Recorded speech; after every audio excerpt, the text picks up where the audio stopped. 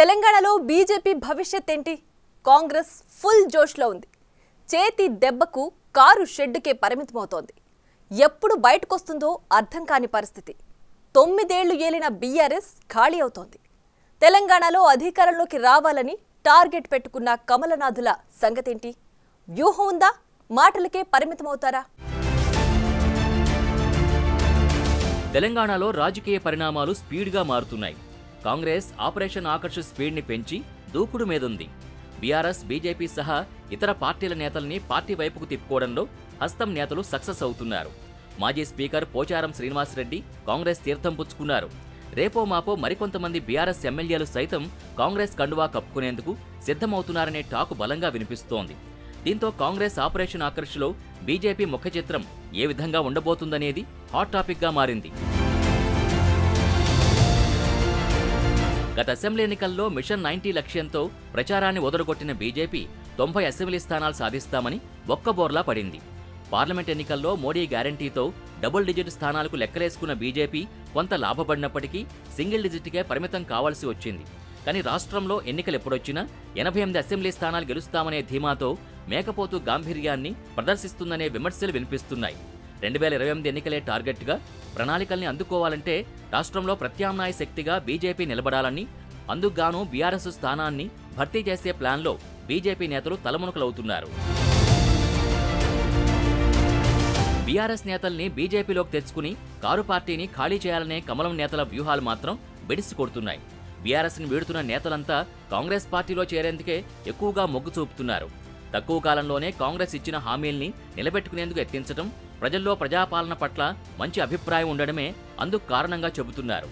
ఈ క్రమంలోనే రాష్ట్రంలో బీఆర్ఎస్ స్థానానికి బీజేపీ రావాలంటే ఆపరేషన్ కమలం స్పీడప్ చేయాలని కేంద్ర మంత్రి కిషన్ రెడ్డి సూచిస్తున్నారు. రాష్ట్రంలో కారు పార్టీని ఖాళీ చేసి బీజేపీ ప్రత్యామ్నాయ శక్తిగా నిలబడుతుందా లేదా అనేది అటుంచితే ఆపరేషన్ లోటస్లోకొచ్చే నేతలు ఎవరున్నారు, ఎవరొస్తారు అనే చర్చ బీజేపీలో జోరుగా సాగుతోంది. గ్రౌండ్ లెవెల్లో పార్టీ బలంగా లేకుండా రాష్ట్రంలో ప్రత్యామ్నాయంగా బీజేపీ ఎలా ఉంటుందనే అభిప్రాయాలు వ్యక్తమవుతున్నాయి. గత అసెంబ్లీ, పార్లమెంట్ ఎన్నికల్లో సైతం ఆపరేషన్ లోటస్ పూర్తిగా విఫలమైందనే విమర్శలు సైతం సొంత నేతల నుంచే రావడం నాయకుల్ని విస్మయానికి గురిచేస్తున్నాయి. ఆపరేషన్ లోటస్కు పడిన నేతలు కూడా ఎక్కువ కాలం పార్టీలో ఇమడలేక తిరిగి సొంత గూటికి వెళ్లడం కమలం నేతల్లో కలవరం పుట్టిస్తోంది. ఈ క్రమంలోనే తాజాగా కేంద్ర కేబినెట్లో అవకాశం రాని ప్రస్తుత ఎంపీలు సైతం అసంతృప్తితో ఉన్నారని గుసగుసలు వినిపిస్తున్నాయి. దాంతో ఎవరు ఎప్పుడు బీజేపీ నుంచి జంప్ అవుతారో తెలియని సస్పెన్స్ పార్టీ వర్గాల్లో నెలకొంది. మోడీ హవా తగ్గిందనడానికి మొన్నటి ఎన్నికల్లో మెజార్టీ స్థానాలు రాకపోవడమే అనేది క్లియర్ కట్గా నేతల్ని ఆలోచనలో పడేస్తోందని రాజకీయ విశ్లేషకులు సైతం అభిప్రాయపడుతున్నారు. దిద్దుబాటు చర్యలు తీసుకోకపోతే బీజేపీ రాష్ట్రంలో ప్రత్యామ్నాయం మాట పక్కన పెడితే ఉన్న క్యాడర్ను కూడా కోల్పోయి జీరోకు పడిపోయే అవకాశం ఉందని టాక్ వినిపిస్తోంది. రాష్ట్రంలో ప్రత్యామ్నాయ శక్తిగా నిలవాలని ఉవ్విళ్లూరుతున్న బీజేపీ నేతలకు ప్రస్తుత పరిస్థితులు మాత్రం 50-50గా ఉన్నాయి. స్థానాల విషయంలో లక్ష్యం నెరవేరకపోయినా బీఆర్ఎస్ స్థానంలోకి మాత్రం వచ్చే అవకాశాలు కనపడుతున్నాయి. బీఆర్ఎస్ ఖాళీ అయితే రాష్ట్రంలో కాంగ్రెస్ తర్వాత స్థానంలో బీజేపీ ఉంటుంది.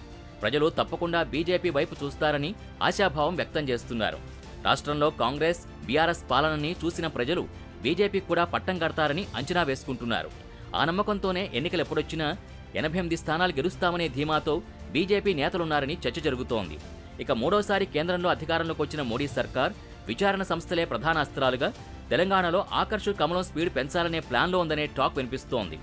మొత్తంగా రాష్ట్రంలో ప్రత్యామ్నాయ శక్తిగా నిలబడతాం, ఎన్నికలు ఎప్పుడొచ్చినా 88 స్థానాలతో అధికారాన్ని చేపడతామని కలలు కంటున్న బీజేపీ ఆశలు నెరవేరతాయా లేదా అనేది చూడాలి.